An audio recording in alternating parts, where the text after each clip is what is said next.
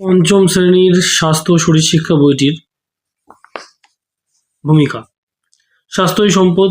স্বাস্থ্য একটি বহুমাত্রিক ধারণা যা জৈবিক, সামাজিক, অর্থনৈতিক উপাদানে গঠিত।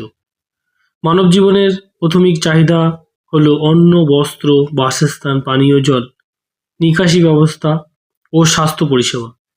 এগুলি মানুষের কতখানি আয়ত্তাধীন তারই উপর নির্ভর করে একটি জনসমষ্টির স্বাস্থ্যের পরিস্থিতি।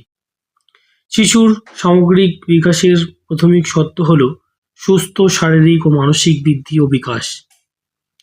সেজন্য প্রয়োজনীয় পর্যাপ্ত পুষ্টি, শারীরিক ব্যায়াম, বিনোদনমূলক খেলা, উপযুক্ত শিক্ষা, সমাজ সচেতনমূলক পরিবেশ, বিদ্যালয়ে শিশুর অন্তর্ভুক্তি, অবস্থিতি, শিক্ষাক্রম সমাপ্ত করার ক্ষেত্রে স্বাস্থ্য শরীরশিক্ষা বিশেষ ভূমিকা গ্রহণ করে। আমাদের দেশের বেশিরভাগ শিশু প্রাক প্রাথমিক স্তর থেকে একেবারে উচ্চ মাধ্যমিক পর্যন্ত অপুষ্টি, সংক্রামক রোগের শিকার।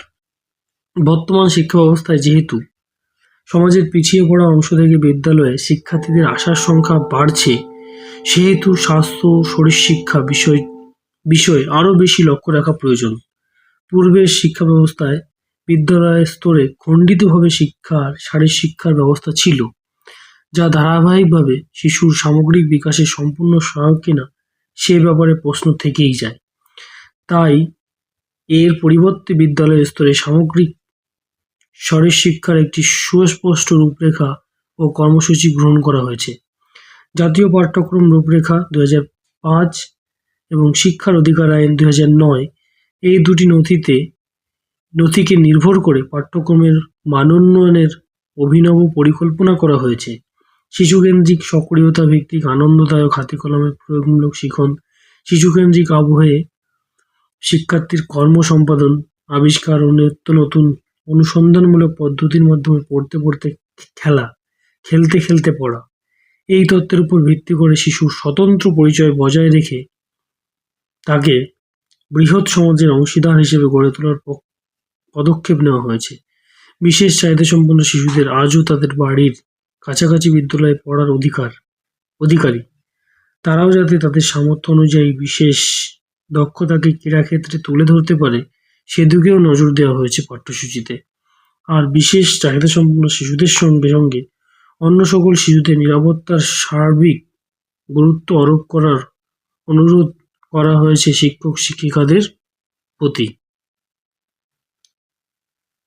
বস্তুত খেলাই হলো শিশুর জীবন। এই খেলার মাধ্যমে দেহ মনের সুস্পষ্ট বিকাশ ঘটে, আর আনন্দময় পরিবেশে শিশু নিজেকে স্বতঃস্ফূর্তভাবে প্রকাশ করতে পারে।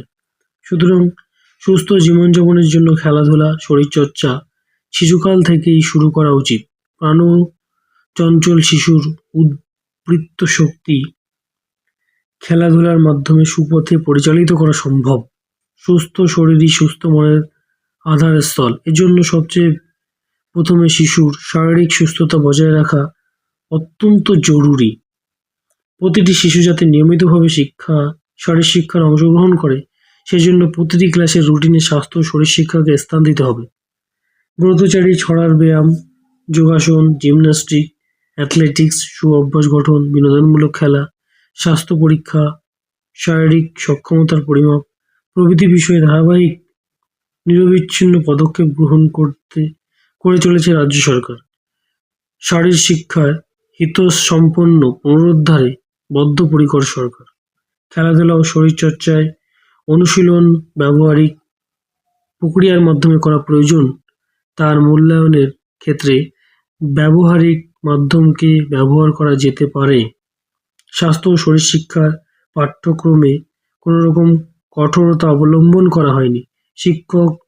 শিক্ষিকারা শিক্ষার্থীদের চাহিদা, সামর্থ্য, আঞ্চলিক সংস্কৃতির উপর ভিত্তি করে এরকম নতুন নতুন উদ্ভাবনী শক্তি প্রয়োগ করে শিক্ষার্থীদের উপযোগী করে, সহজবোধ্য করে উপস্থাপন পন্থা অবলম্বন করলে সার্থক হবে এই আয়োজন।